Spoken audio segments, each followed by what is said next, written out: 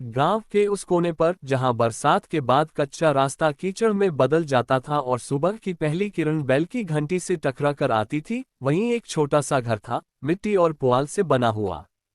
छत से हर बारिश में पानी टपकता था, दीवारों पर पुराने फटे चिटे कैलेंडर लटके रहते, और आंगन में एक टूटी खाट पड़ी रहती थी, जहां हर शाम हरिराम बैठकर सूरज को डूबते देखता। हरिराम एक सीधा सादा किसान था। दिन भर खेतों में मिट्टी से सना रहता, मगर उसका मन बस उसके बेटे अर्जुन के सपनों में उड़ता था। उसकी पत्नी गौरी धुएं वाले चूल्हे के सामने बैठी गीली लकड़ियों से जूझती, आंखें मसलती, फिर भी एक पल के लिए नहीं थकती थी। उसकी सारी दुनिया सिर्फ उसका बेटा था। अर्जुन जब किताबें पढ़ते पढ़ते माँ से पूछता, माँ, अंग्रेजी में सपना को क्या कहते हैं? तो माँ हंसकर कहती, ड्रीम बेटा, और तेरा ये सपना हमारी आंखों में भी है। अर्जुन गांव के सरकारी स्कूल में पढ़ता था। किताबें फटी थीं, पन्नों पर धब्बे थे, लेकिन उसके सपने चमकदार थे। वह खेत के किनारे बैठकर आसमान के बादलों को देखता और बोलता, माँ, एक दिन मैं उड़ जाऊंगा उन सफेद बादलों के पार। माँ उसकी थाली में रोटी परोसते हुए चुपचाप सोचती, सपना तो बड़ा है, लेकिन उसे पूरा करने के लिए हमारे पास क्या है? लेकिन अर्जुन की मेहनत रंग लाए। 12वीं में उसने टॉप किया और पूरे गांव में ढोल बज उठे। लोग मिठाइयां बांटने लगे, लेकिन इस खुशी के साथ एक नई चिंता आई, आगे की पढ़ाई कैसे होगी। अर्जुन को एक नामी विदेशी यूनिवर्सिटी से स्कॉलरशिप मिल गई थी, लेकिन टिकट, पहले साल की फीस और रहने का खर्च बहुत ज्यादा था। उस रात हरिराम छत पर लेटा ऊपर टपकते आसमान को देखते हुए सोचता रहा, भगवान, तूने मेरे बेटे को पंख तो दे दिए, अब उड़ने का आसमान भी दे दे। अगली सुबह वो साहूकार लाला कन्हैयालाल के पास गया। लाला अपनी कुर्सी पर झूला ले रहा था, हाथ में सुपारी और चेहरे पर हमेशा की तरह कुटिल मुस्कान। हरिराम, उसने दांत दिखाकर कहा, पैसे तो मिलेंगे, मगर ब्याज हर महीने लगेगा। 3 साल में पैसे नहीं लौटे तो खेत और घर मेरे होंगे। सोच ले। हरिराम ने कुछ नहीं कहा, बस पुराने कागजों पर चुपचाप अंगूठा लगा दिया। जब वह घर पहुंचा तो उसकी आंखें लाल थीं, लेकिन होठों पर हल्की मुस्कान थी। गौरी ने पूछा, इतने पैसे कहाँ से आए? हरिराम ने बस इतना कहा, तेरे बेटे को अब उड़ने का आसमान मिल गया है, और हम दोनों उसके नीचे की जमीन बनेंगे। अर्जुन पहली बार प्लेन में बैठा। प्लेन ऊपर चढ़ रहा था और नीचे खेत, गांव और माँ बाप की परछाइयां पीछे छूट रही थीं। विदेश की जिंदगी तेज थी, चकाचौंध भरी, लेकिन निष्ठुर। वहां किसी को किसी का नाम याद नहीं रहता, सब कुछ बस प्रोजेक्ट, डेडलाइन और टारगेट में चलता था। अर्जुन भी इसी में बह गया, दिन भर पढ़ाई, लैब और फिर नौकरी। शुरू शुरू में हर रविवार माँ को फोन करता, बाबूजी की तबीयत पूछता, उनकी खांसी सुनकर घबरा जाता। लेकिन धीरे धीरे कॉल्स कम होते गए। अब उसकी डायरी में मीटिंग्स की तारीखें थीं, माँ का जन्मदिन नहीं।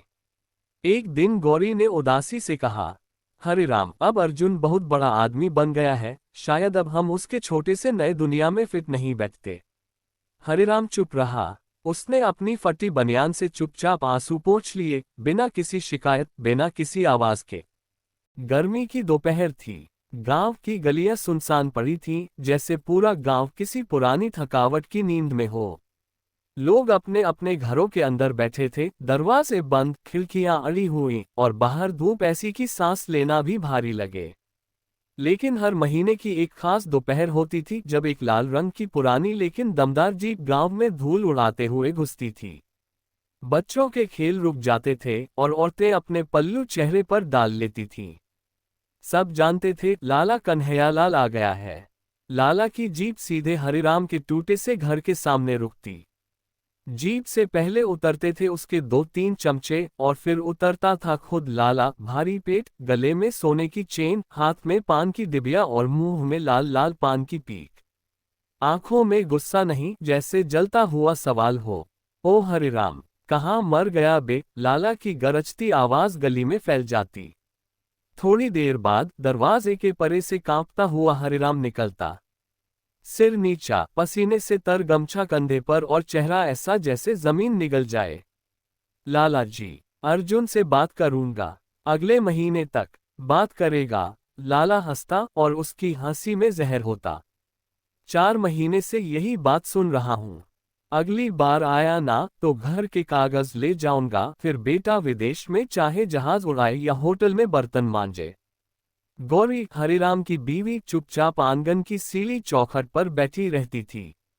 उसकी आंखें बोलती थीं, मगर जुबान चुप थी। वह जानती थी जो भी वो बोलेगी वो अर्जुन तक नहीं पहुंचेगा। जब लाला चला जाता, घर के ऊपर बस सन्नाटा रह जाता। हरिराम दरवाजे के पास पड़ी चारपाई पर बैठ जाता, दोनों हाथों से सिर पकड़ लेता। गौरी चुपचाप एक लोटा ठंडा पानी रख जाती, फिर वहीं खड़ी होकर धीरे से कहती, सपने पैसे से नहीं भरोसे से पलते हैं हरिराम। लेकिन जब बेटा ही सपना बन जाए तो फिर क्या माँ बाप को टूट जाना चाहिए। उसकी आवाज में अब भी कुछ जान बाकी थी, लेकिन आंखें जैसे हर रोज कुछ और बुझ जाती। अब गौरी पहले से भी ज्यादा चुप रहने लगी थी। रोटियां बेलती तो कुछ बुदबुदाती रहती, जैसे किसी अनदेखे बेटे से बात कर रही हो। हर शाम तुलसी के आगे दीपक जलाती और दीपक की लौ के पीछे उसकी आंखें दरवाजे की ओर टिक जाती। शायद आज अर्जुन का फोन आए। शायद आज रात में जब हरिराम थकी हुई हड्डियां लिए चारपाई पर लेट जाता, गौरी धीरे से पूछती, आज भी अर्जुन का फोन नहीं आया। हरिराम करवट बदल लेता, नहीं, शायद बिजी होगा। लेकिन दोनों के मन में एक ही बात घूमती थी, अब बेटा नहीं आएगा। सिर्फ दूरी ज्यादा नहीं हुई थी, अब तो रिश्ते भी दूर हो गए थे। एक दिन गौरी ने खुद फोन मिलाया। घंटी बजती रही और फिर एक बेजान सी आवाज आई, आप जिस ग्राहक को कॉल कर रहे हैं वह इस समय उपलब्ध नहीं है। गौरी के हाथ ढीले पड़ गए। फोन गोद में रखकर वह बस बुदबुदाती रही, इतनी बड़ी दुनिया में मेरे बेटे के पास अपनी माँ के लिए एक पल भी नहीं बचा। दूसरी तरफ अर्जुन अब एक नई दुनिया में था। विदेशी दफ्तर, नई गाड़ी, नया मोबाइल, चमचमाते कपड़े, डॉलर की कीमत, मीटिंग्स की घड़ी। मगर माँ की आंखों का इंतजार और बाप की झुकी पीठ, इनकी कोई वैल्यू अब उसके एक्सेल शीट में नहीं थी। एक दिन ऑफिस में मीटिंग चल रही थी। अर्जुन का फोन वाइब्रेट हुआ। स्क्रीन पर गांव का नंबर देखकर वह झुंझला गया। फिर कौन होगा? जैसे ही फोन उठाया, उधर से एक कांपती, डरती, डूबी हुई आवाज आई, भैया, रामू बोल रहा हूँ। माँ अब नहीं रही। एक पल को सब रुक गया, सांस अटक गई। क्या क्या कहा तूने? उसकी आवाज जैसे गले में अटक गई थी। भैया, रात में बहुत तबीयत बिगड़ गई थी। बहुत देर तक बस अर्जुन अर्जुन कहती रही, फिर चुप हो गई, हमेशा के लिए। फोन हाथ से गिर गया। मीटिंग रुक गई। दफ्तर के शोर में भी अब अर्जुन को बस माँ की आवाजें सुनाई दे रही थीं। अर्जुन, एक बार आ जा बेटा, बस एक बार। वो उठ खड़ा हुआ, दौड़ते हुए बाहर निकला। उसी वक्त टिकट बुक किया। वो दौड़ पड़ा उस बीते कल की ओर जिसे उसने खुद पीछे छोड़ दिया था। गांव पहुंचा तो सूरज डूब रहा था। लाल सूरज की किरणें दीवारों पर लिपटी थीं, जैसे किसी ने यादों की चादर ओढ़ा दी हो। आंगन सूना था। गांव के उत्तर छोर पर वही पुराना कच्चा रास्ता था जहां कभी अर्जुन बचपन में नंगे पांव भागता फिरता था। मिट्टी में लोट-पोट होना, खेतों की मेड़ों पर चढ़ जाना, कभी किसी की गाय के पीछे भागना, तो कभी माँ की आवाज सुनते ही धूल मिट्टी छोड़कर सीधे आंगन में भाग आना, यही उसका बचपन था।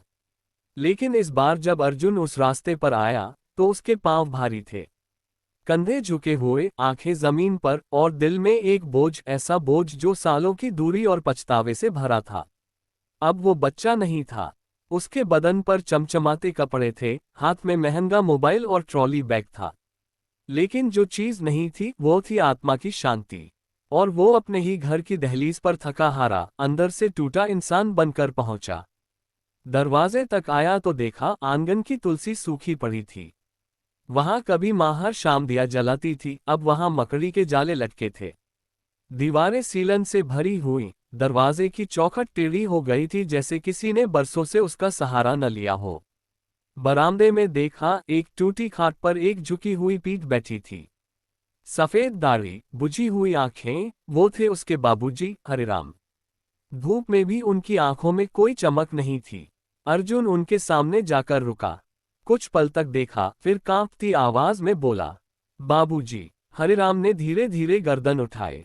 देखा एक पराया सा चेहरा, लेकिन आंखों में कुछ जाना पहचाना। उन्हें पल भर लगा कि ये सपना है या सच्चाई। अर्जुन उनके पैरों में गिर पड़ा। बाबूजी, मैं लौट आया, बहुत देर हो गई, माँ। हरिराम की आंखों से दो बूंद आंसू ढलक पड़े, पर चेहरा फिर भी पत्थर जैसा रहा।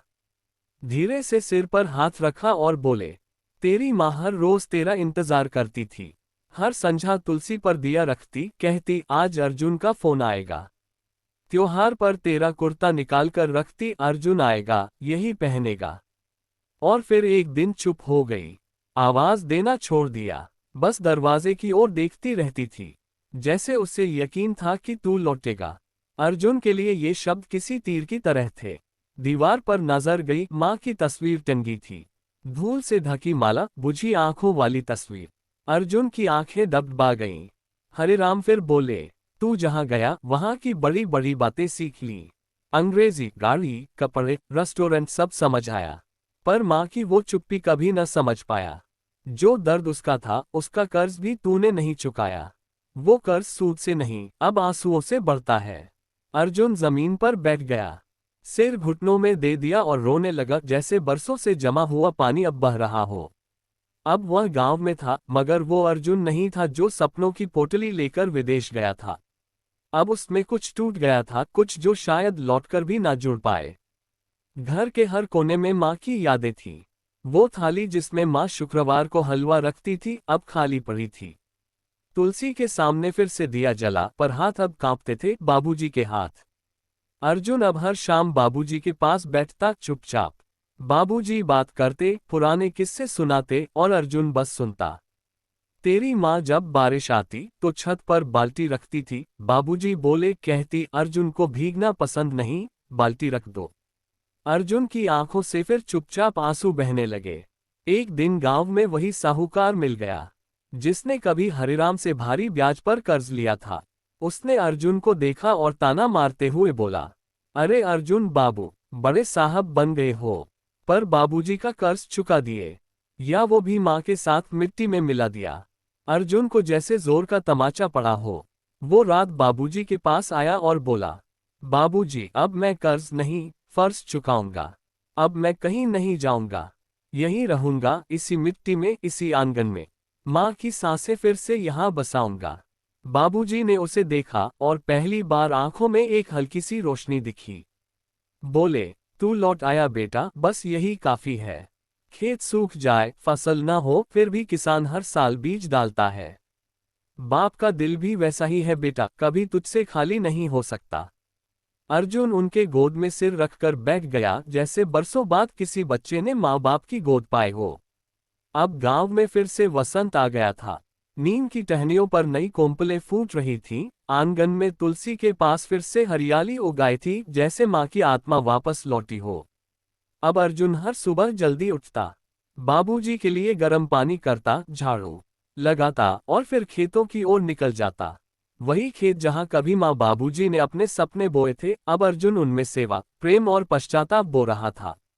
एक दिन बाबूजी ने खेत की मिट्टी उठाकर कहा, देख बेटा, ये माटी न बड़ा जानती है न छोटा, इसमें सिर्फ मेहनत देखती है। बो, सींच और इंतजार कर, समय पर फल जरूर मिलेगा। अर्जुन ने मिट्टी लेकर माथे से लगाया। बाबूजी, इस मिट्टी में माँ की आवाज है, अब मैं इस आवाज को रोज सुनूंगा। फिर उसने गांव के बच्चों को इकट्ठा किया। उनके लिए एक छोटी सी लाइब्रेरी खोली, किताबें, रंग, सपनों से भरी जगह, पर इस बार सपने उड़ने के लिए नहीं, जमीन से जुड़ने के लिए थे। माँ के नाम पर एक संस्था शुरू की, मंजुला स्मृति केंद्र, जहां गरीब बच्चों को मुफ्त शिक्षा और किताबें मिलती। एक दिन मंदिर में भजन हो रहा था। अर्जुन ने बाबूजी का हाथ थामा और बोला, बाबूजी, अब मैं कहीं नहीं जाऊंगा। ये घर, ये खेत, ये गांव ही मेरी ऊंचाई है। बाबूजी की आंखें नम हो गईं, लेकिन इस बार आंसू दुख के नहीं थे, गर्व और संतोष के थे। उन्होंने अर्जुन को सीने से लगाया और बोले, बेटा, तू बड़ा आदमी नहीं, ऊंचा आदमी बन गया है। उस रात चांद पूरी गोलाई में चमक रहा था। आंगन में तुलसी के पास दिया जल रहा था, शांत, स्थिर, जैसे माँ मंजुला मुस्कुरा रही हो, कह रही हो, अब मेरा बेटा घर आ गया है। दोस्तों, उम्मीद है आपको यह वीडियो पसंद आई होगी। अगर वीडियो पसंद आए तो प्लीज वीडियो को लाइक और शेयर करके इस चैनल को सब्सक्राइब जरूर करें। तो मिलते हैं एक और नई वीडियो पे, तब तक के लिए मेरे इस चैनल पर बने रहिए।